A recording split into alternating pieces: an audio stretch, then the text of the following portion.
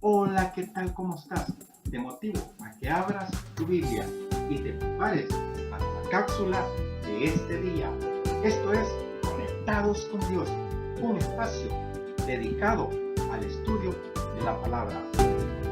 Y el tema de este día es oración de Ana por un hijo. ¿Y en dónde lo encontramos? Lo encontramos en Primera de Samuel del 1 al 20. Este libro nos tiene unos grandes ejemplos de familia. Y aquí aprenderemos muchas cosas importantes.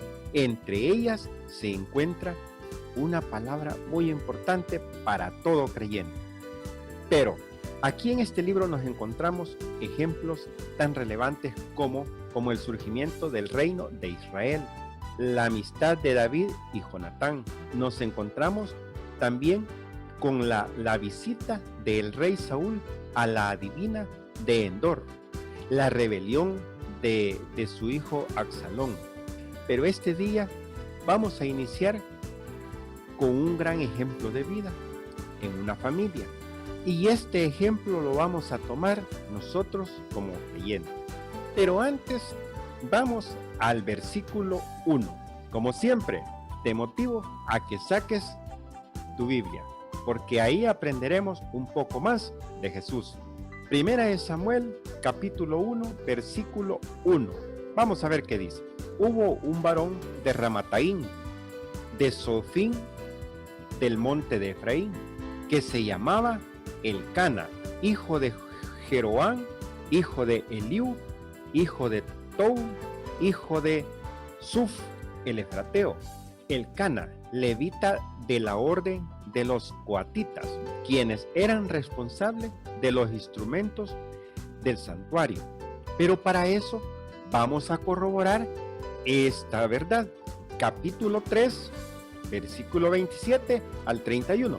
Elcana era de la orden de los coatitas, y que si ellos estaban encargados de los instrumentos del santuario. Veamos qué dice. De Coat era la familia de los Amramitas, de la familia de los Isaharitas, de la familia de los Hebronitas y la familia de los Uzielitas. Estas son las familias coatitas. 28. El número de todos los varones de un mes arriba era 8,600 que tenían la guarda del santuario. El número de todos los varones de un mes arriba era de 8,600 que tenían la guarda del santuario. Las familias de los hijos de Coat acompañarán al lado del tabernáculo al sur. Y el jefe del linaje de la familia de Coat, Elisafat, hijo de Uziel, a cargo de ellos estará el arca, la mesa, el candelero, los altares, los utensilios del santuario con que ministran y el velo con todo su servicio. Aquí encontramos que en verdad estos señores eran de esa orden. Ellos estaban encargados de esta parte en el santuario. Y aquí nos surge la primera pregunta. ¿Cuál de las esposas de Elcana tuvo hijos primero? Vamos al versículo 2. Vamos a Primera de Samuel, capítulo 1, versículo 2. Y tenía él 2 mujeres. El nombre de la una era Ana y de la otra Penina. Y Penina tenía hijos, mas Ana no tenía. Aquí podemos ver nuestra primera respuesta. Que la señora que le dio hijos a Elcana era su nombre Penina. Vamos a ver algo muy interesante. Si este señor tenía 2 esposas, no quiere decir que en ese momento Dios estaba aprobando este tipo de relación. ¿Por qué?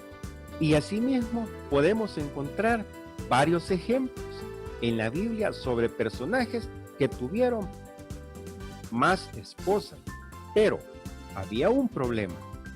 Un ejemplo de esos podemos ver que Abraham, que se llegó a su sierva Agar, y de ellos nació Ismael. Ismael llegó a ser la cabeza del pueblo árabe. Y hasta la fecha se mantiene la discordia entre árabes y judíos. ¿Todo por qué? Por tomar una mala decisión. Dios ya le había prometido a Abraham que iba a tener descendencia, pero él creyó de que Dios no hace las cosas completamente bien. Aquí podemos ver de que esta relación causó mucho daño a la humanidad, porque Dios ya había estipulado, ya Dios le había dicho a Abraham que iba a tener una descendencia y que iba a ser grande. La historia ya la conocemos.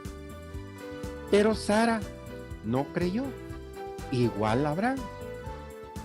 Fallaron en creerle en que Dios puede hacer las cosas exactamente como Él las ha mencionado. Como cristianos debemos tomar este ejemplo. Tenemos que esperar la voluntad de Él. Si la voluntad de Él ya dijo de que eso va a ser así, así se va a hacer. Solo debemos pedir esa paz y esa tranquilidad, que a pesar de las dificultades vamos a seguir adelante sin ver atrás. Y si volteamos a ver atrás es para ver y decir, allá estuve y hasta aquí Dios me ha sido fiel. Nunca me ha fallado, nunca me ha dejado. Recuerda que no va a ser a la voluntad de nosotros, va a ser a la voluntad de Él. Las peticiones tienen que ser de acuerdo a la voluntad de Dios. Continuemos. Aquí podemos encontrarnos con que en la familia de Elcana había mucha discordia.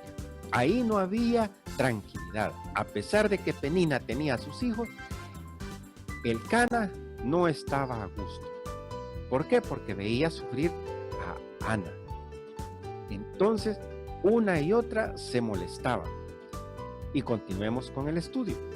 Versículo 3. Y todos los años aquel varón subía de su ciudad para adorar y para ofrecer sacrificios a Jehová de los ejércitos, en Silo, donde estaban dos hijos de Elí, Ofni y Finehas, sacerdotes de Jehová. Aquí nos encontramos con los hijos de Elí, el sumo sacerdote. Pero veamos qué es lo que estaba sucediendo acá. Aquí hay un problema de familia. ¿Por qué? Porque no les había enseñado. Él era el líder de ese lugar. Él conocía de la palabra de Dios. Él ministraba a las personas. Pero había dejado de lado a la familia. ¿Por qué? Porque nos encontramos con dos varones. Finehas, Ofni. Estos señores eran los hijos de Elí.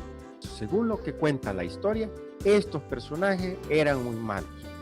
A pesar de que estaban en el santuario, ellos no entendían la parte de someterse a la obediencia a Dios. No les interesaba. Y así nos podemos encontrar muchos servidores en la iglesia, que estamos sirviendo, pero no nos interesa obedecerle al Señor. Cuando dice de que para poder estar cerca de Dios, tenemos que ser espirituales, porque la relación con el Señor no es carnal.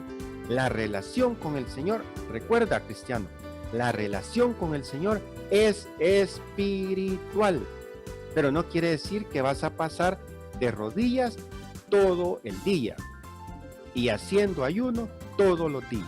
No, quiere decir de que vas a mantener esa relación con Él. ¿Y qué vas a hacer? Vas a apartarte de aquello que nos aparta o aleja del Señor. ¿Cómo qué cosa? Puede ser una salidita, puede ser una plática no deseada, puede ser cosas o palabras de doble sentido. No precisamente tienes que andar haciendo cosas que se van a ver, sino con el pensamiento nos estamos apartando del Señor. Debemos tener mucho cuidado y debemos comenzar a trabajar y que ese proceso en la vida de nosotros comience a desarrollarse. ¿Por qué? Porque si no, nunca vamos a terminar nuestros días en la tierra equivocadamente, creyendo que tenemos una relación con el Señor cuando en verdad no la tenemos. Estamos muy alejados de Él. ¿Por qué? Porque hacemos las cosas a nuestra conveniencia, no a la voluntad de Él. Y esto sucedía con estos dos señores.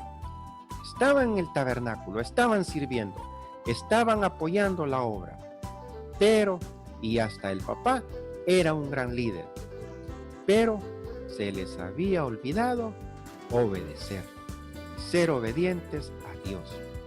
Y eso en todo el estudio de las palabras lo encontramos en diferentes lugares, que nos dice que debemos obedecer a Dios.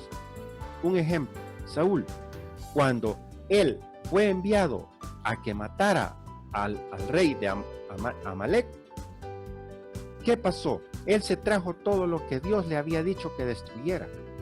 Y con eso que se había traído, con el botín que sustrajo, quería hacerle adoración a Dios. ¿Y qué le dice en la palabra? Que a él no le interesa la ofrenda. Le interesa más la obediencia del hombre. Y no con esto te quiero decir de que por eso no vamos a ofrendar. Desde el momento en que somos obedientes, sabemos qué es lo que nos corresponde. Una cosa lleva a la otra, pero no querramos traer cosas desagradables que no le agradan a Dios para querer agradarle. Primero seamos obedientes y luego eso nos va llevando a ser obedientes con nuestra ofrenda y con las decisiones que vayamos tomando en el transcurso de nuestra vida. Versículo 4. Cuando llegaba el día en que Elcana ofrecía sacrificio, daba a Penina su mujer y a todos sus hijos y a todas sus hijas, a cada uno su parte. 5.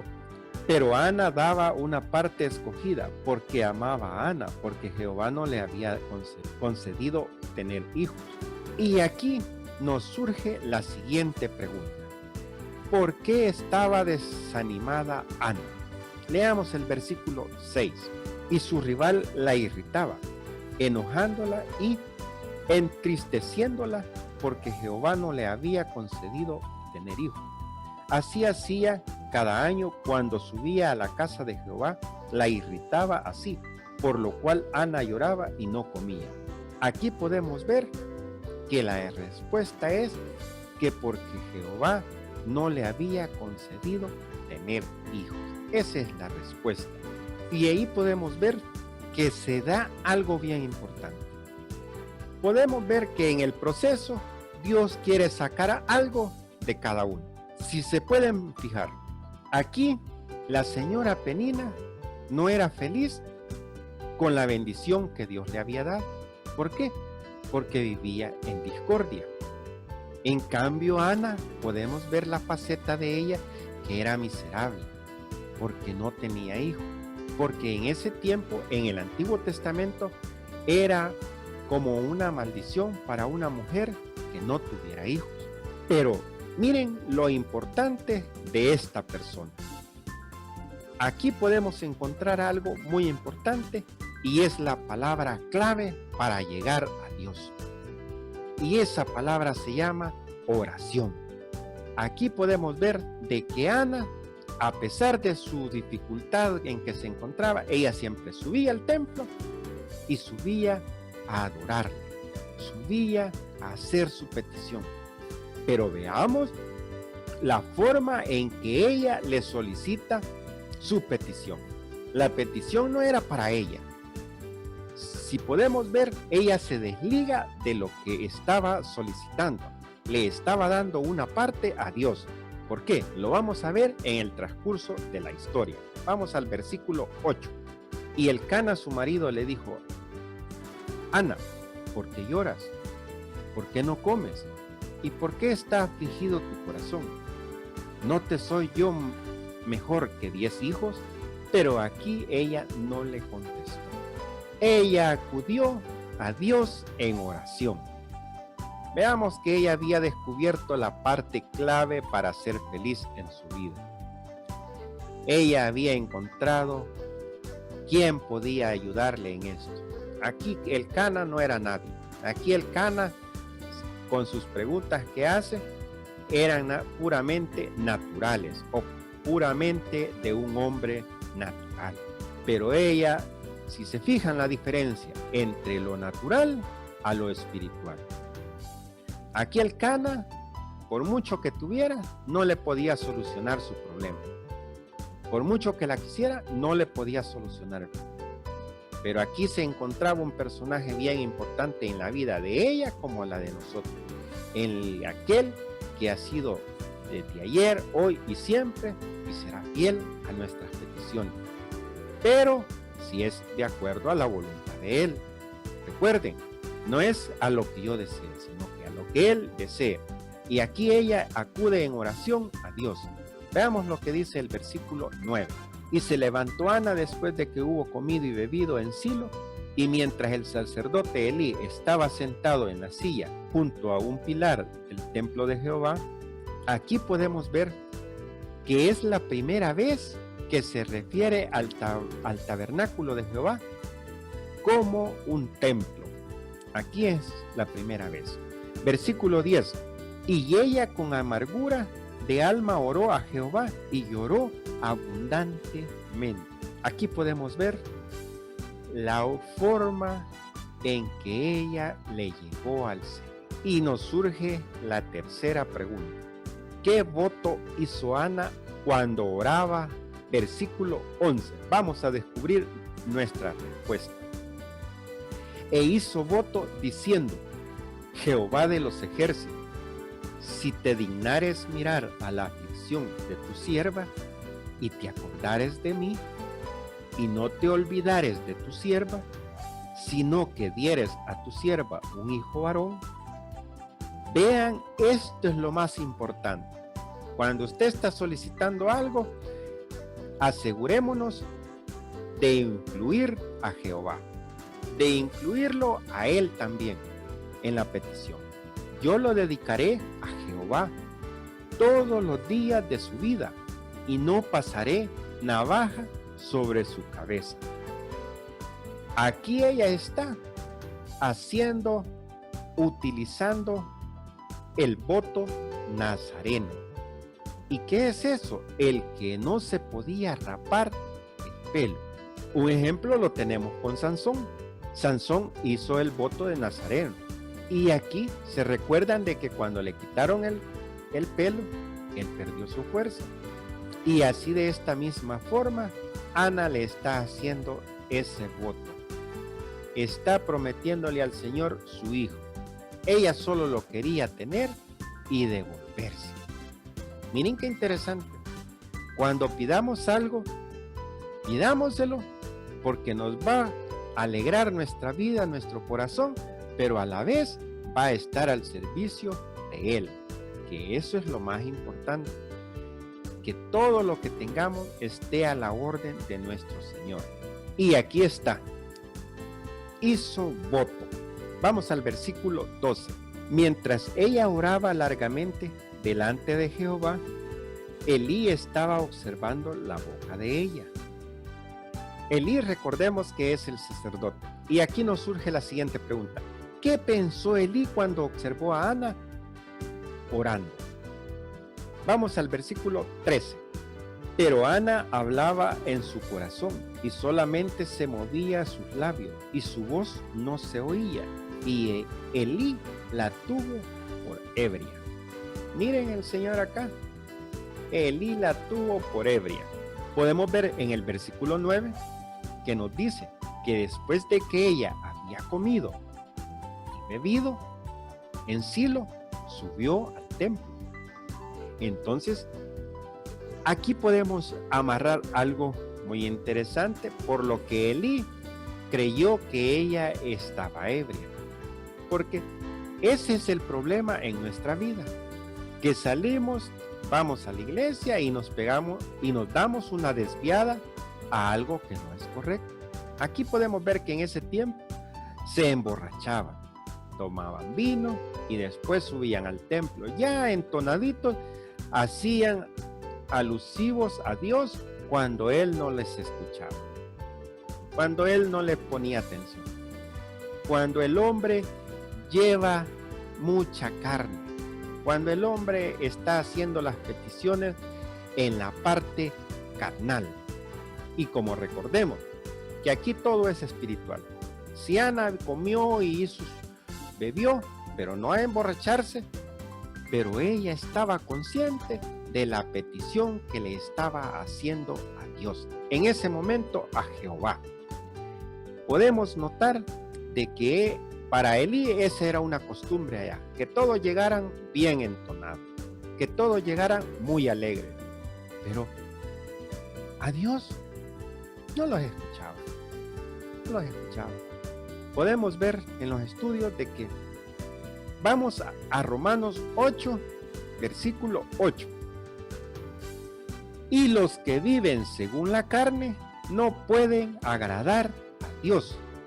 Y el 9. Mas vosotros no vivís según la carne, sino según el Espíritu.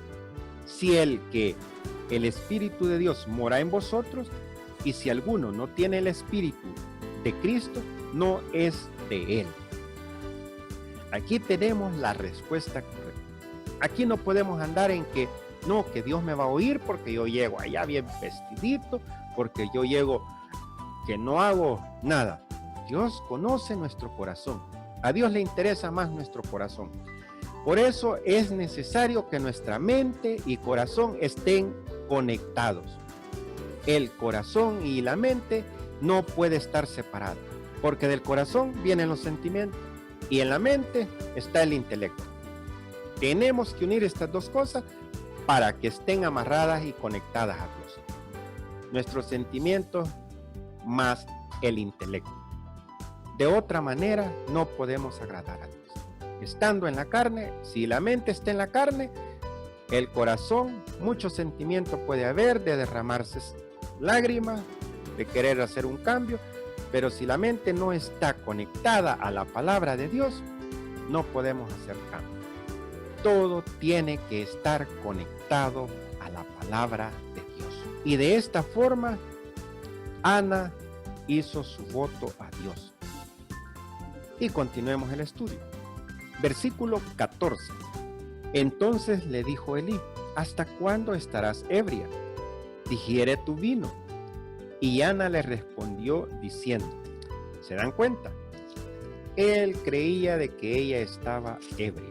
Y ella le dijo, no, Señor mío, yo soy una mujer atribulada de espíritu.